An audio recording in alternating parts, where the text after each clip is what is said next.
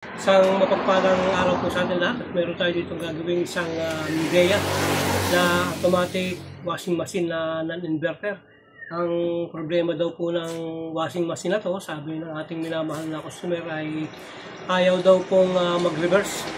Kapag daw po naglalabas siya, ay isang direksyon lang ang kanyang ginagawa. Kaya hindi siya makapaglaban ng maayos. So samahan niyo po ako at ating titingnan kung ano ang problema ng washing machine na ito. Shoutout muna pala kay Sir Andres Vargas ng Al-Kapji, Saudi Arabia. Siya po ay nanonood sa atin at sumusubaybay sa ating mga video. Maraming salamat po sa inyo, Sir Andres Vargas ng Al-Kapji, gayon din sa inyo mga kasama nyo dyan sa trabaho. Baybayan nyo lang po ang ating video, lalo na dyan sa tropa ni Sir Andres Vargas ng Al-Kapji, mula sa simula hanggang sa matapos. Mabuhay po kayo! Ito siya ay isang Midea na 8.5 kilograms. Siya ay non-inverter na automatic washing machine. Maganda pa yung kanyang loob, ayan. At sariwa-sariwa pa siya. Ayan. So titingnan natin kung bakit hindi siya nagre-reverse forward. Yan ang ating susulbin sa pagkakataon ito. Palibhasa nga isang direksyon lang. Ang gagawin natin ay bubuksan natin dito para makita natin yung kanyang wood. Ang gagawin natin dyan ay irerekta natin tong kanyang linya para malaman natin kung ano ang may problema, kung gearbox o yung kanyang board na. So itong lugar na ito, yan. Yung tatlong kulay na yellow, light blue, tsaka blue. Yan, nagtuluyan dun sa ating wash motor. Yan. Pagkatapos ito namang white at saka black, ito yung nagtuloy naman dito sa ating service cord. Yan, service cord yan. So ang gagawin natin yan, palibhasa ito ay line 1, ito yung line 2. Puputulin natin to kasi pumunta to dun sa electronic boards niya. Puputulin natin yan, lugar na yan. Ayan. I-apply natin yan. At saka itong kanyang blue. Ito, itong blue na to. Bali, dalawa yung ating i-disconnect na yan para makapag-rekta tayo ng ating connection. So, itong light blue, ito, lumalabas na ito yung common ng ating wash motor. At pagkatapos itong yellow at saka itong dark blue, ito yung reverse forward niya. Yan, ito namang isang linya na to, ito. Tumuloy naman to sa kanyang capacitor. Yan, ito. Itong blue at saka itong yellow na yan. Ayan. Magka-color code sila. Yan. Parehong capacitor yan. So, itong black na galing dun sa service code natin, ito yung pagpipianohin natin dito sa lugar na to. Yan. Ito, mayroon na tayong supply ng line 1 eh. Gagamitin natin yung kanyang service code. Tapos dito tayo magpipiano. Dito tayo magre-rekta. So, kakalasin natin tong lugar na to. Yan. Kalasin natin yan. Tapos ihiwalay natin tong isa. Naku, naka-tape pala to. Ayan. Nakahinang pala eh. So, putulin na lang natin. Bali, ang puputulin natin itong umakyat sa taas. Ito. Tsaka itong isa. Yan. So, ang natira na lang ay itong reverse ng ating wash motor at saka yung kanyang capacitor. Ayan. Dito sa kabila ay ganun din. Ito. Balik natin itong isang ito sa capacitor to eh. Balik natin siya dyan. Ayan. Yun. So itong isang linya niya ang gamitin natin, yung isang reverse. Tsaka ito, itong line 1. Yan.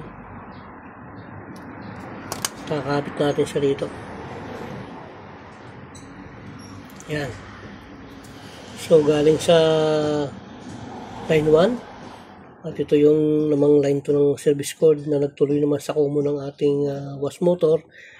At ito namang dalawang ito ito yung nagpipiano, reverse forward. So, ang gagawin natin yung reverse, tuloy sa capacitor, ito naman yung kanyang forward. So, sa reverse muna tayo. Yan. So, paandarin natin yung kanyang motor para makita natin yung kanyang reverse forward. So, nilagay muna natin sa reverse yan. Paandarin natin. So, yun. Nag-reverse siya. I-off natin. Yan. So, nakita natin, reverse yung kanyang takbo. Ibabalik naman natin. Titingnan natin kung magpo-forward naman siya. So, galing siya sa dark blue. Ililipat naman natin siya dito sa yellow. Para mag-forward naman siya. Yan. Baliktarin natin lang ang connection. So, itong linya, alisin lang natin siya rito. Tapos, ilalagay naman natin siya dito sa dilaw. Para mag-forward siya. Ayan. So, paglayuan lang natin. Ayan. Para hindi tayo mamiligro. So, palibasa nga napagbaliktad natin yung kanyang connection. Papaandarin natin para makita natin yung kanyang forward. Paandarin natin. Ayun. Off natin. Off. So, ibig sabihin, may problema dito sa gearbox. Sa gearbox siya kasi hindi siya nag-reverse. So, titingnan natin yung kanyang gearbox. So, ibig sabihin, itong connection niyang yellow, yan. Yan ang kanyang problema na hindi siya nag-reverse. Dito sa connection sa blue, wala siyang problema. Umiikot siya. Pero pagdating dito sa yellow, dito nagkaroon ng problema. So, dyan natin siya i-connection. Titingnan muna natin yung kanyang gearbox. Tingnan natin yung kanyang motor. Ayun, okay. Okay siya, umiikot siya dito. Ayun.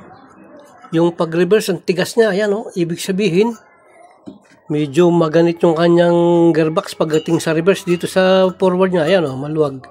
Pero pagdating sa reverse, masikip. So, kalasin natin to. Tingnan natin itong kanyang gearbox. So, yan. Tanggal natin itong kanyang guard. Para may labas natin, makita natin yung kanyang gearbox. Yan. Ikutin lang natin yan. Yan, ganyan. Yun. So, nakita natin na yan, oh, umiikot. Pero pagdating doon sa pabalik, ayaw niya, oh, tigas. Pero pagdating dito, sumasama. So, yun ang problema niyan. Ayan. Ang gagawin natin, i-adjust natin itong kanyang adjustment. I-aangat natin todo. Yan. Yung matigas kasi. Ingat natin. Yun. So yan. Ingat natin. So kung papansin niyo, sumakay ito, itong lugar na to. Sumakay siya dito sa poste niya. Yan. Yan. Sumakay siya dyan. Kaya matigas siya.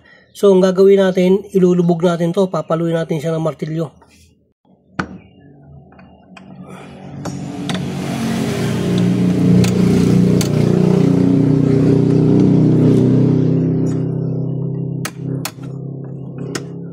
Sasakay natin siya dyan. Yun. So yan. Kaunting palo pa. Medyo lumubog na siya. Sasakay natin siya dyan. Yan. Tapos angat natin. Ayun. Okay na. Ayan o. So ibig sabihin ito naging problema niya. Yan lugar na yan. Sumakay siya dyan. Pumasok siya doon sa ilalim. Ayan o. Yun. Bali ito, itong mahaba na to, nakakonect doon. Yan yung ating in-adjust. Sumakay siya dyan. Pinatong natin siya kasi kanina lumampas siya dyan eh. So ayan o. Ang luwag na niya o. Ayan o. Reverse forward na siya. Ayan o. So yun ang naging problema niyan. Itong lugar na to. Hindi itong lugar na to. Hindi yung ina-adjust na yan. Ito ang naging problema niya. So, ibabaw na natin to. Yan. Itutukod lang natin siya dyan. Sa lugar na yan. Higpitan na natin. So, yan.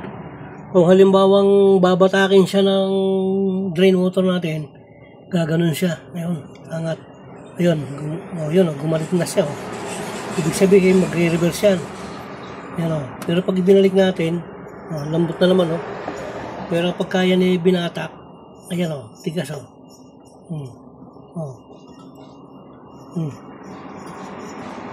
Pagka gano'n, madali. Ayan, oh. So, okay na yan. So, ito ang naging problema natin. So, in-adjust natin, sinakay natin siya doon. Kaya lumambot na siya. Ayan, oh. So, papanda rin natin. So, ilalagay natin itong belt. Yun. So, nananatiling naka-direct tong ating linya. Doon siya nakakabit sa yellow na kung saan ay doon siya nag-stack up. So, panda rin natin. So, i-plug natin. Tingnan natin kung iikot siya. Ayun, oh.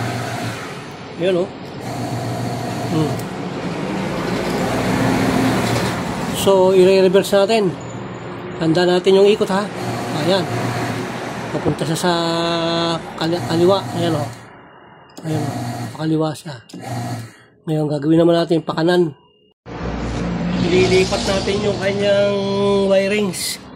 Yung galing sa yellow, ito.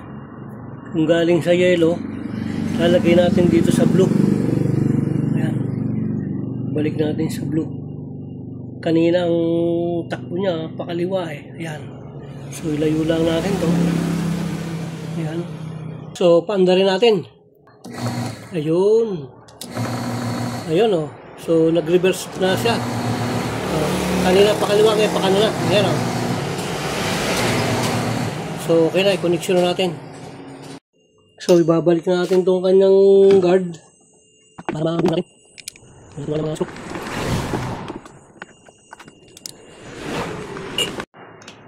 So, yan. Naikabit na natin. Ayan, oh. Okay na. So, ibabalik na natin sa dati yung kanyang connection. Ating tatanggalin na itong ating mga ikinabit na to.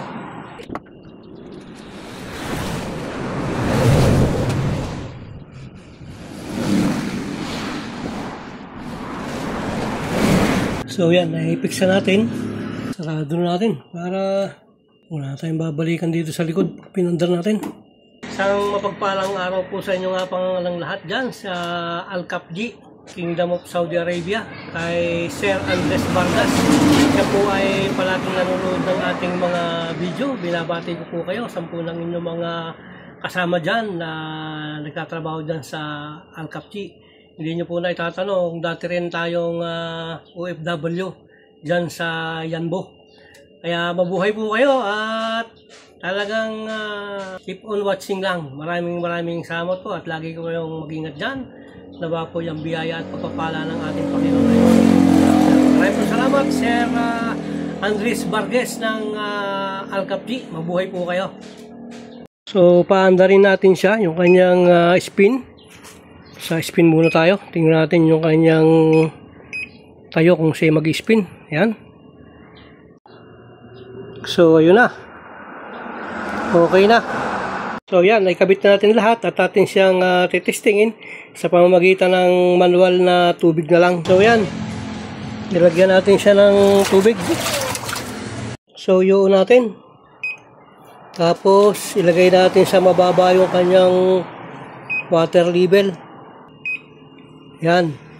Pagkatapos, okay. CO na natin. Yun. So, ayan na siya. Reverse forward na yan. Ayan, oh. Yun. Okay na. So, ganun lamang po ang gagawin natin kapag ang naging problema nga natin ay ayaw niya mag-reverse forward. Atin lang titingnan yung pinakatukod niya dun sa kanyang drain motor kasi minsan umaangat yun. Kapag yun ay sumala dun sa kanyang pwesto ay maglalak siya. So, yan. Okay na. Nag-drain na siya. Ayun. Yun.